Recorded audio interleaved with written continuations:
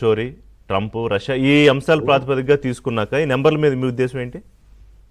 నేను నేను మీకు మనవి చేసేది ఏమంటే ఋషి గారు, సార్ ప్రజలు ఇప్పుడు ఎలక్షన్ మూడు, ఎందుకంటే నేను మీ మీ డిబేట్ ఈ అంశం మీద అని తెలిసిన తర్వాత నాకు కూడా కొంచెం డౌట్ వచ్చి సీనియర్స్ ఉదయం వాకింగ్ లో కలుస్తుంటాం.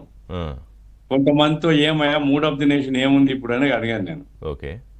ఏ ఒక్కరు కూడా ఎలక్షన్ గురించి చెప్పలేదు. మూడ్ ఆఫ్ ది నేషన్ అంటే ట్రంప్, సుంకాలు, దాని నుంచి వచ్చేటువంటి పరిశ్రమలు, వాటి సమస్య ఏమిటి, ఆర్థిక పరిస్థితి దాని ప్రభావం ఎట్లుంటది, ఏమన్నా పన్నులు పెంచుతారా, ఇట్లా ఆలోచనతో ఉన్నారు తప్ప ఇప్పుడు ఎలక్షన్లు వస్తాయని కానీ ఎలక్షన్స్ లో ఎవరికి ఓటు వేయాలని కానీ ఇప్పుడు ఆంధ్రప్రదేశ్లో అయితే అటువంటి మూడ్ లేనే లేదండి.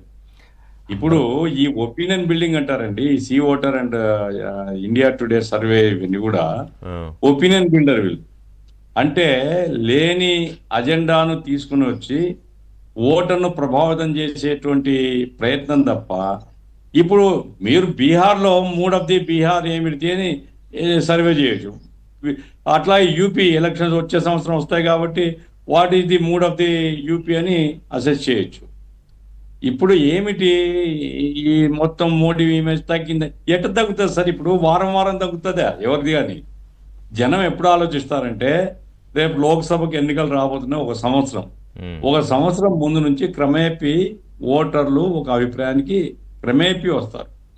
అందుకోసం ఇప్పటికిప్పుడు మోడీ ఇమేజ్ తగ్గిందా లేదా అంటే ఎందుకు తగ్గుతుంది?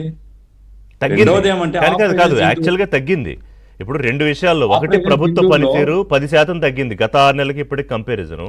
అలాగే మోదీ వ్యక్తిగత ఇమేజ్ కూడా 4% తగ్గింది. మరి కాదు సార్, కోపం వచ్చినప్పుడు ఏదో అంటాం, తర్వాత మార్చుకుంటారు. ఇవి పర్మనెంట్ కాదు సార్. ఇవన్నీ ఇప్పుడు బస్ టికెట్ దొరకలేదు లేదా బస్సు రాలే టయానికి, ఈ ఆర్టీసీ ఇంతే అనిపిస్తుంది.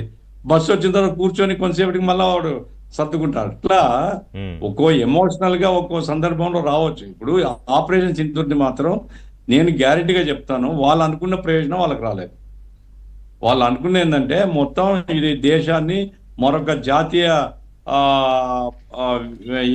ఒక భావనల వైపు, ఒక నేషనల్ ఫీలింగ్స్ రెచ్చగొట్టి, ఆ నేషనల్ ఇంటిగ్రేషన్, మన గొప్పతనం అనేటువంటి దాన్ని రెచ్చగొట్టాలి. ఆ జాతీయ ఉన్మాదం అంటాను ఒక రకంగా.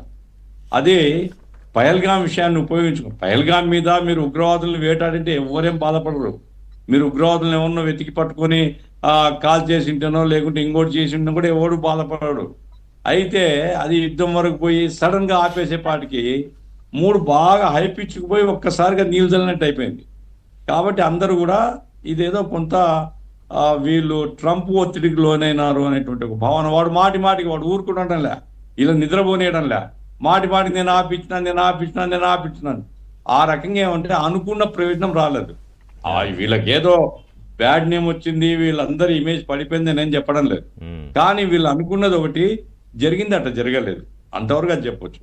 రాహుల్ గాంధీ కూడా ఆయన బీసీ ఓట్ కార్డ్, ఏది బీసీ జనగణన ఒక అచీవ్మెంటే. అది ఒకప్పుడు జనగణనకు ఒప్పుకోలేదు కేంద్ర ప్రభుత్వం, ఆ తర్వాత ఒప్పుకున్నారు.